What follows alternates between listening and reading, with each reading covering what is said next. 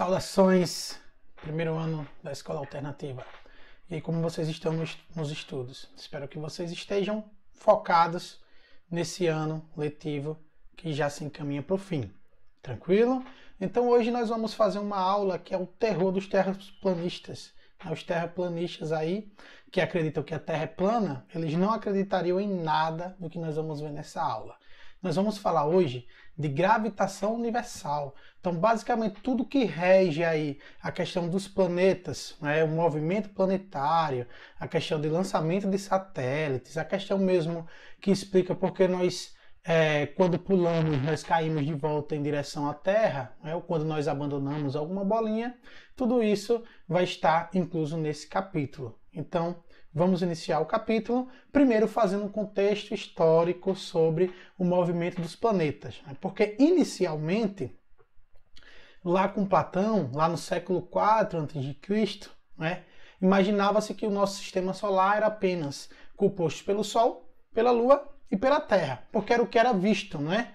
E aí tinha planetas conhecidos também como Mercúrio, Vênus, Marte, Júpiter e Saturno, porque também eram planetas que davam para ver certas épocas do ano a olho nu, né? Um brilho maior do que as estrelas.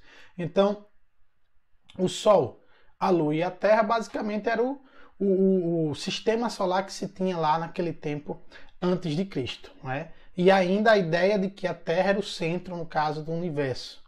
Aí, já depois de Cristo, Ptolomeu de Alexandria, o Cláudio Ptolomeu, ele teorizou que os planetas giram em órbitas circulares, concêntricas, em torno de quem? Da Terra. É o que nós chamamos de geocentrismo, não é? Que todos os planetas, inclusive o Sol, giravam em torno da Terra. Conforme vocês podem ver aí na imagem, o Sol também girava aí, ó, em torno da Terra, a Lua e os outros planetas, e a Terra era o centro do universo. Hoje sabe-se que não, né? Hoje sabe-se que o Sol é o centro do universo, a gente considerando, claro, o nosso sistema solar como universo, mas nós sabemos que o universo é algo bem maior que o nosso pequeno sistema solar, em comparação com todo o universo, tá? Então, por que o Sol é o centro e os planetas giram em torno dele? Porque o Sol possui mais massa. E nós vamos ver isso onde? Lá na gravitação universal, quando nós falarmos sobre a gravitação universal, tá? E aí um pouco mais depois, uns séculos mais na frente, Nicolau Copérnico é o primeiro que traz aí a teoria do heliocentrismo, não é? Como o próprio nome diz aí, heliocentrismo, o Sol sendo o centro aí do nosso sistema solar, sendo o centro do universo. Tem até uma citação dele aí, ó. No meio de tudo, o Sol repousa imóvel. Com efeito, quem colocaria neste exemplo de máxima beleza o doador de luz em qualquer outro lugar que não aquele de onde ele pode iluminar todas as outras partes, né? Então, um belo texto aí de Nicolau Copérnico, que foi um dos primeiros estudiosos aí dos planetas e que teorizou aí que o Sol, conseguiu descobrir que o Sol era o centro do universo e não a Terra. Isso para a igreja foi um banho de água fria, né?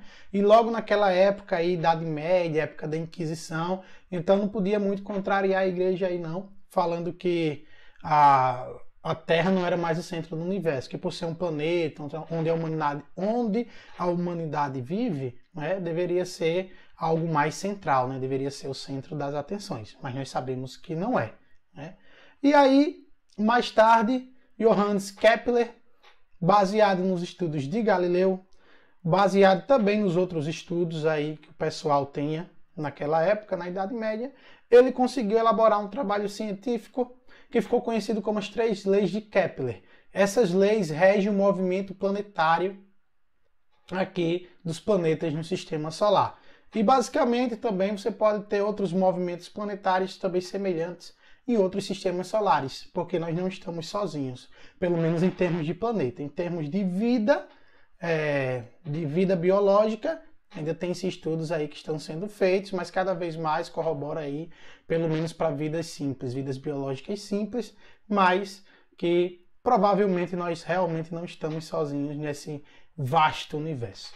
Então ele pega e elabora aí suas 3 leis de Kepler, que nós vamos ver a partir de agora, né? A primeira lei de Kepler é uma lei bem simples, né, chamada lei das trajetórias. O que é que diz essa primeira lei de Kepler ou lei das trajetórias? É simples. Os planetas descrevem órbitas elípticas e não circulares, como Ptolomeu teorizou, e não sendo a Terra, claro, o centro, e sim o Sol, né? Então os planetas eles descrevem órbitas aí elípticas em torno do Sol.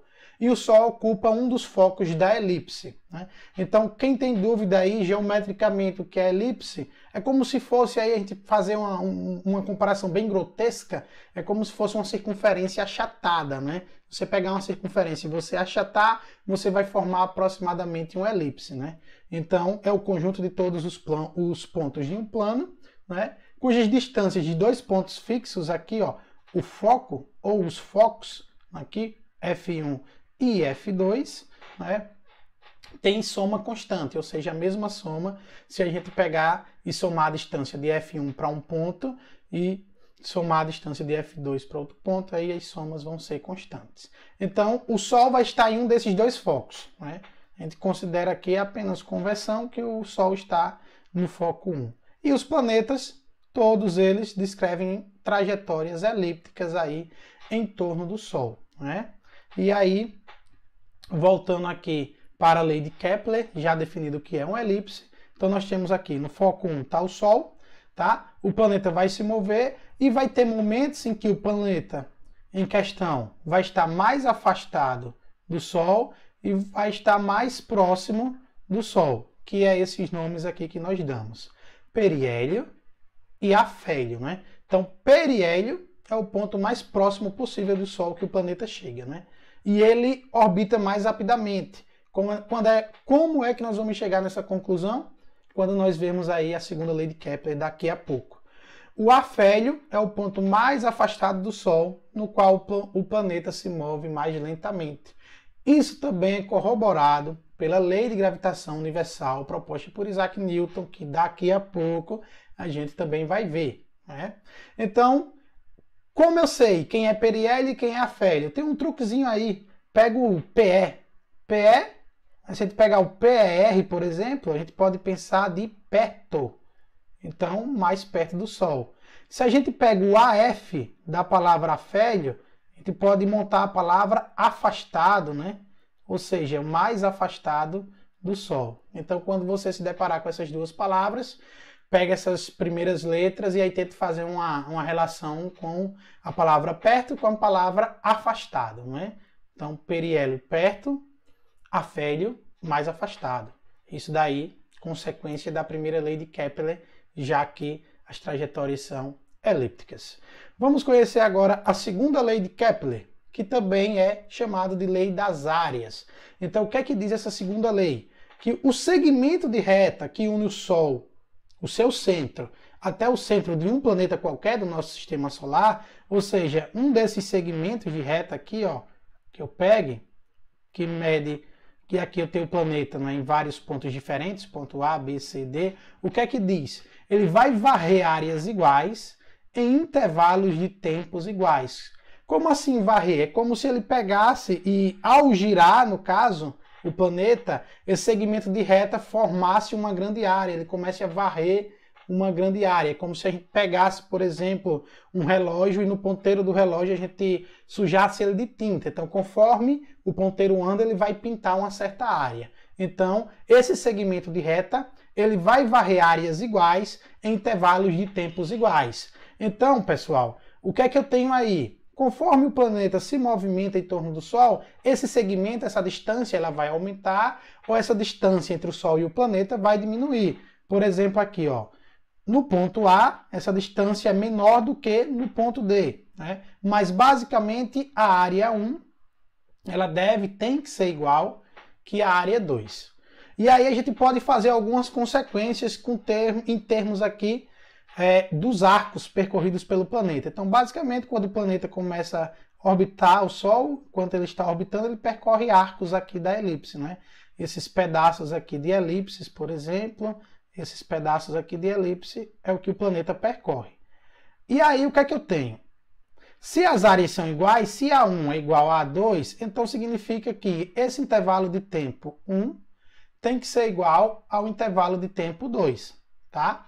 Então, se eu tenho tempos iguais, o que é que eu tenho que ter para eu percorrer aí esses arcos? Então, eu tenho aqui, ó, Se eu olhar o arco AB, esse arco AB, ele é maior, vou desenhar aqui o símbolo de arco, ele é maior que o arco CD. Se a gente der uma olhada nesses arcos, a gente conclui, porque para eu ter a mesma área, né, eu tenho segmentos de reta aqui, essas retinhas menores, então vou ter que aumentar o arco para que eu equilibre a área 1 com a área 2. Então, se eu tenho um arco maior e eu tenho um intervalo de tempos iguais, o que é que tem que acontecer? Para que eu percorra uma distância maior no mesmo intervalo de tempo que eu percorra uma distância menor, significa que nesse caso aqui, a velocidade do arco AB, ela deve ser maior que a velocidade com que ele percorre o arco CD. Para que isso daqui seja verdade, para que os tempos sejam iguais, né, eu preciso que a velocidade do arco AB seja maior que a velocidade do arco CD. Então, qual é a conclusão disso? O arco AB está mais próximo do Sol, o arco CD está mais distante. Ou seja, quanto mais próximo do Sol, essa distância do planeta entre o Sol diminui. Significa que para que eu equilibre essa igualdade de áreas, eu vou ter que aumentar quem? O meu arco. Então, o meu arco vai aumentar. E é isso que está justificado, que justifica a primeira lei de Kepler que nós vimos aqui, ó, que o periélio é mais próximo ao Sol, o qual o planeta orbita mais rapidamente. Conclusão aqui da segunda lei de Kepler. A velocidade próxima ao Sol ela tem que ser maior para que você consiga varrer um arco maior e formar áreas iguais no mesmo tempo. Então essa é a consequência aí da segunda lei de Kepler aqui para a gente, também conhecido como lei das áreas. Vamos conhecer agora a terceira lei de Kepler, lei dos períodos, não é? Basicamente, o que é que diz a terceira lei de Kepler? Para todos os planetas, o quadrado do seu período de revolução, então se eu pego t ao quadrado, ele é diretamente proporcional. Quando eu falo de diretamente proporcional ou de proporcionalidade, eu vou ter que ter uma constante de proporcionalidade qualquer, que eu posso chamar aqui de K, ao cubo do raio médio da sua órbita, ou seja, o seu r ao quadrado.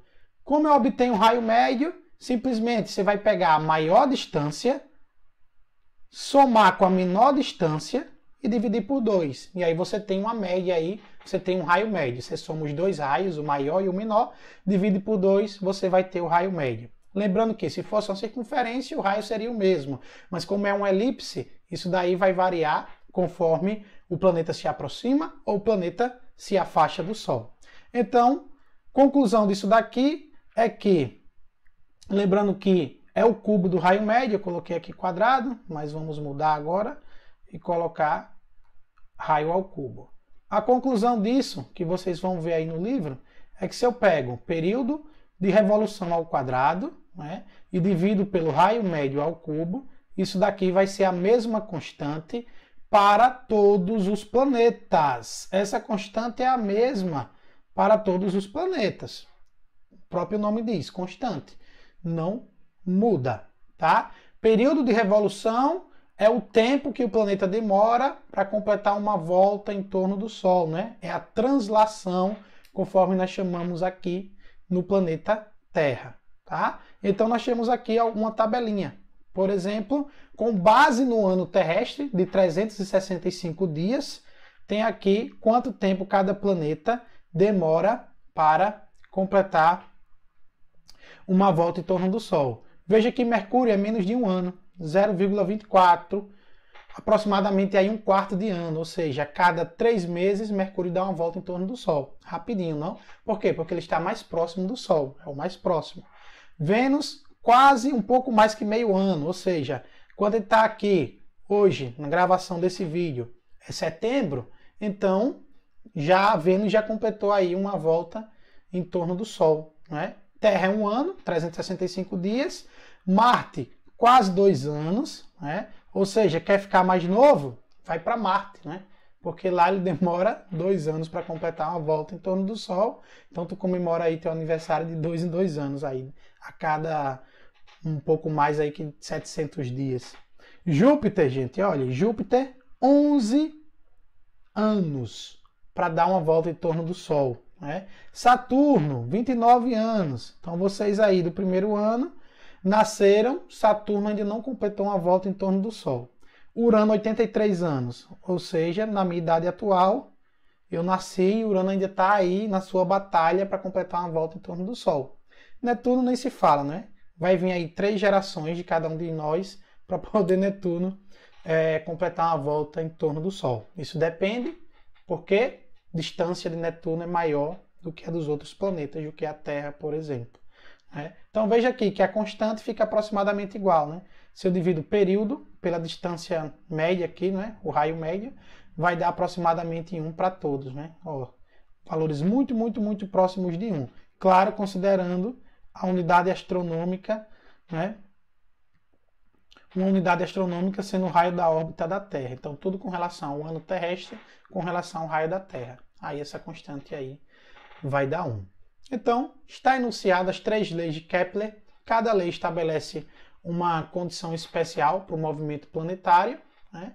E, amparado nessas leis de Kepler, nós podemos falar agora da lei da gravitação universal, proposta por Isaac Newton.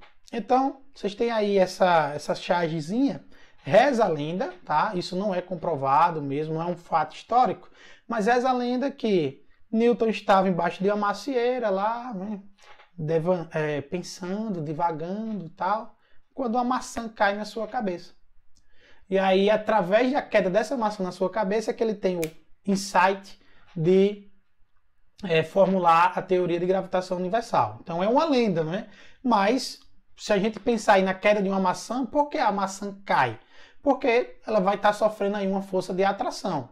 E como é que se dá essa força de atração? É o que nós vamos ver agora.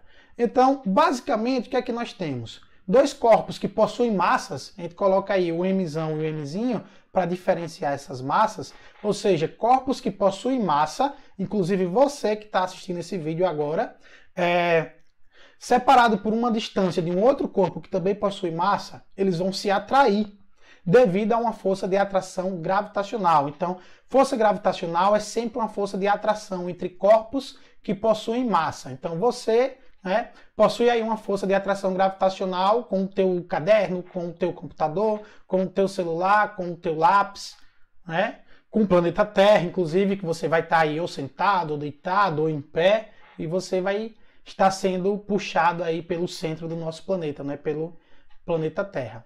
E cada corpo que possui massa no espaço, coloca isso na mente, gera um campo gravitacional. Então a Terra gera um campo gravitacional e qualquer coisa que passa nesse campo gravitacional é atraído para a superfície terrestre. Então você também gera um campo gravitacional. Louco, não? Então, por que nós não atraímos objetos, né, massas, celulares? Por que nós não atraímos livros, as canetas para o nosso corpo? Pensa nisso, no fim da aula a gente vai refletir sobre isso também. Tá? Então, eles se atraem aí, separados por uma distância d, há uma força mútua aí de atração gravitacional. Né? O corpo que possui a maior massa, ele vai atrair o corpo que possui a menor massa. E aí, como é que Newton define essa força gravitacional? Newton percebeu o seguinte, que 2 corpos se atraem com forças de intensidade diretamente proporcionais ao produto de suas massas e inversamente proporcionais ao quadrado da distância que os separa. Então, matematicamente, a força gravitacional, né, é diretamente proporcional. Quando eu falo de proporcionalidade, eu vou precisar de uma constante de proporcionalidade. Essa constante a gente chama de G maiúsculo, para não confundir com o G minúsculo, que representa a aceleração da gravidade, que nós vamos ver daqui a pouco como é que a gente chega aí nesse cálculo. Né? Produto das massas, ou seja, Mzão vezes Mzinho, né? De intensidade diretamente proporcionais ao produto de suas massas e inversamente proporcional. Quando eu falo inversamente, eu tenho que dividir pela distância, que eu vou chamar de distância d e não r. Distância d ao quadrado, né? Ao quadrado da distância, tá? Mas, professor, o que é esse G? Esse G é a constante de gravitação universal. como o próprio nome diz, não depende do corpo e ela é constante, ou seja, constante de gravitação universal. Gravitação universal. Deixa eu só corrigir aqui. Então, a constante de gravitação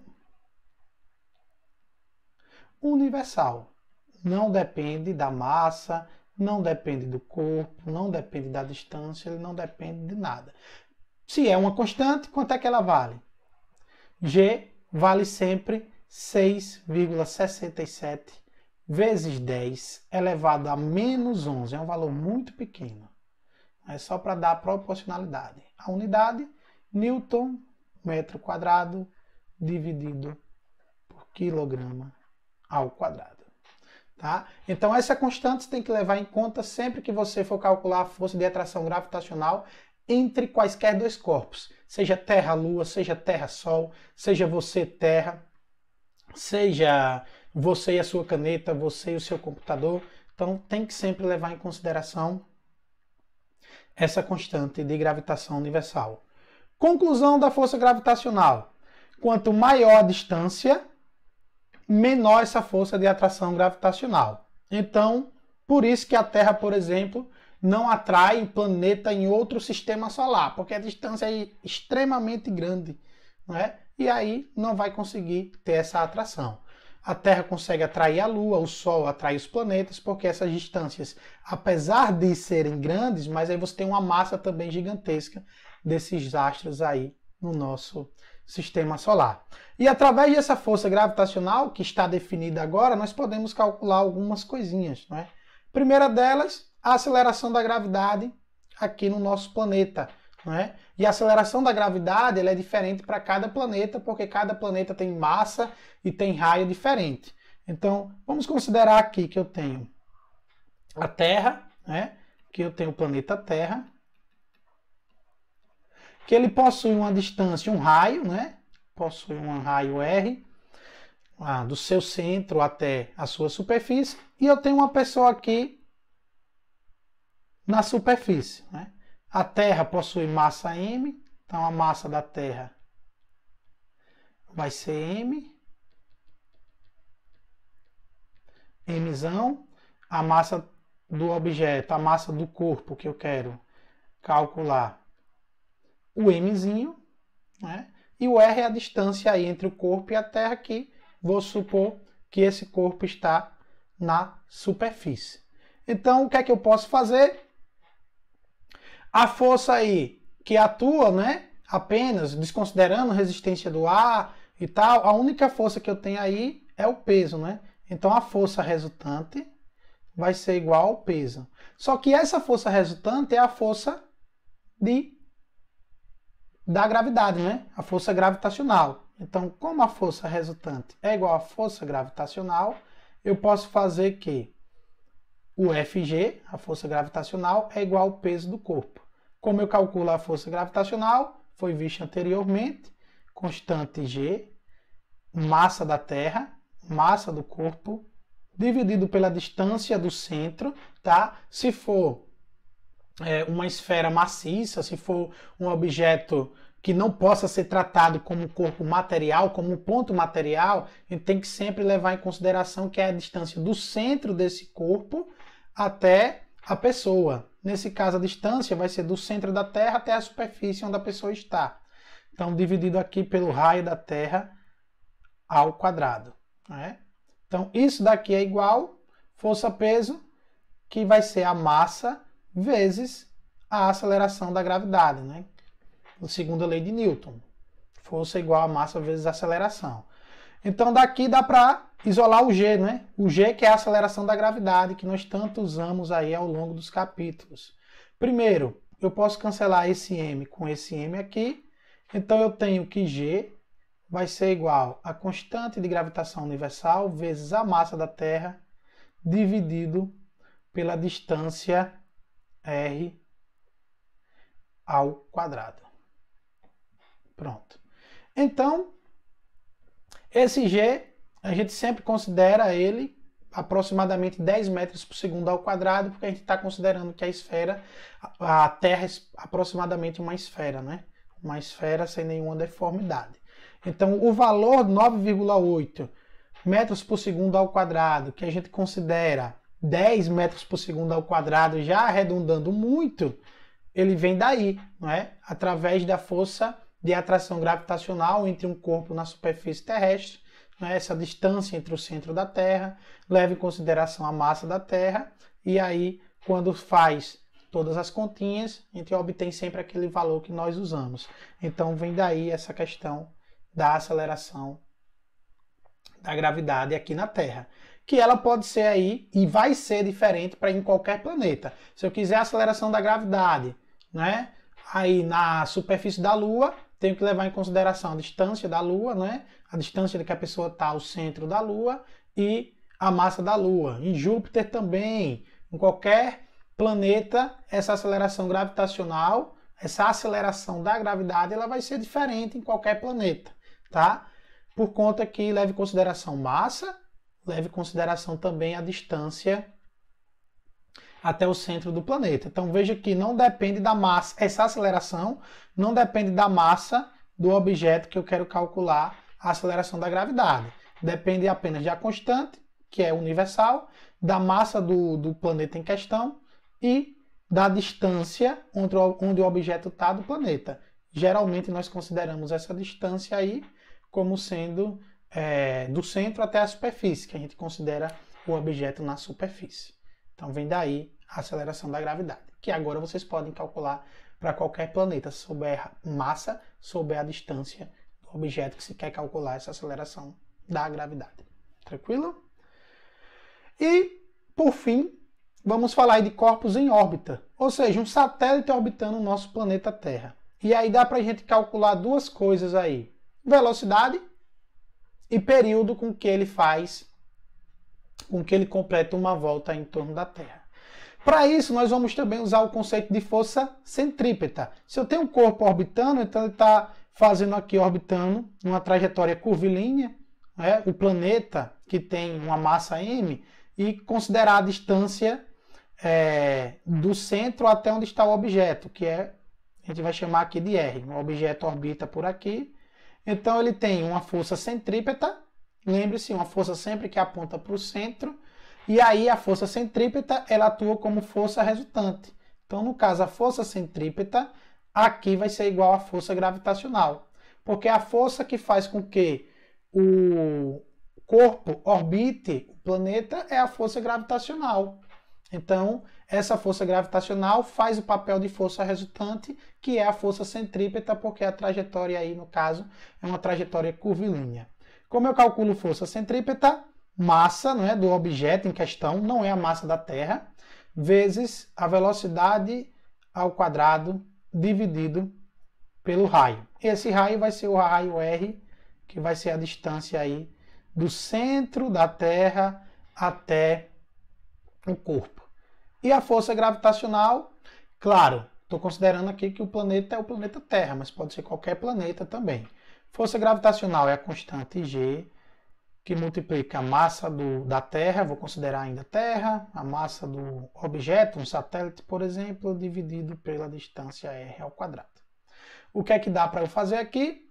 Eu posso cancelar esse M com esse M, e aí posso isolar a velocidade. Então, V ao quadrado, também posso fazer o seguinte, posso pegar esse R e cancelar com o quadrado. Porque R ao quadrado, lembre-se que é R vezes R. E se eu tenho em ambos os lados da equação um valor dividido ambos os lados, eu posso simplesmente fazer essa simplificação. Então eu tenho que V quadrado vezes R, fazendo meio pelos extremos, vai ser igual a gravidade vezes a massa do planeta em questão. Então, V quadrado é igual a gravidade vezes a massa dividido pelo raio aí da trajetória até o centro do planeta. Então, a velocidade vai ser igual a raiz quadrada da gravidade, da constante gravitacional pela massa do planeta dividido pelo raio, pela distância. Isso significa aí que conforme você aumenta o raio, aí aumenta a distância, você vai diminuir cada vez mais a velocidade. E o que é que dá para fazer também? A gente pode calcular aí o período, né? Ou seja, o tempo de completar uma volta. Para isso, a gente vai pensar naquela nossa relação de cinemática de velocidade, né? Então, velocidade é ΔS sobre ΔT. Então, dessa forma, o ΔT vai ser igual, meio pelos extremos, isolando, o ΔS dividido pela velocidade. Só que aí, nós vamos chamar o ΔT de período, T maiúsculo. O nosso ΔS é o tempo. Se eu quero o período, é o tempo de uma volta completa, a gente vai considerar aí o corpo orbitando aproximadamente uma circunferência 2π vezes o raio da trajetória. E a velocidade foi calculada aqui, ó, a raiz quadrada de Gm dividido pelo raio. Então, essa raiz quadrada tem que englobar aqui o raio também. Então, vamos pegar aqui a raiz quadrada de G, massa da Terra, dividida pelo raio. Então, substituindo os valores que nós colocamos aqui, nós temos essa relação aqui, que o período vai ser 2πr dividido pela raiz quadrada de G vezes m dividido pelo raio, que vem daqui da velocidade. Então, fazendo as simplificações, as racionalizações, nós chegamos que o período aqui, ele vai ser igual a 2π, que multiplica a raiz quadrada de r ao cubo dividido por Gm. Como é que você vai verificar isso? Vai ficar como exercício para você sair daqui, fazer as simplificações através de racionalização de denominadores e algumas propriedades de raízes e chegar aqui. Caso você não consiga, na nossa aula online, eu explico o passo a passo de como chegar nesse resultado. E assim nós podemos calcular o período e a velocidade de um satélite, por exemplo, que orbita o planeta Terra. É assim como qualquer outro corpo orbitando qualquer outro planeta. Com isso a gente encerra o conteúdo de hoje da aula e vamos fazer agora algumas reflexões, Tem duas aí para vocês pensarem também para a gente discutir na nossa aula ao vivo. Se possuímos massa, foi o que eu disse no início, por que não conseguimos atrair objetos através de atração gravitacional? Então vocês vão pensar, vocês podem até fazer a conta aí da força gravitacional entre você e um objeto, por exemplo, e ver se dá para você chegar a uma justificativa para isso. E outra, fazer a leitura do box Saiba Mais da página 6, que vocês vão ver lá sobre velocidade de escape. Tranquilo, gente? Então, com isso, nós encerramos a nossa aula de hoje. Até a próxima. Tchau. Valeu.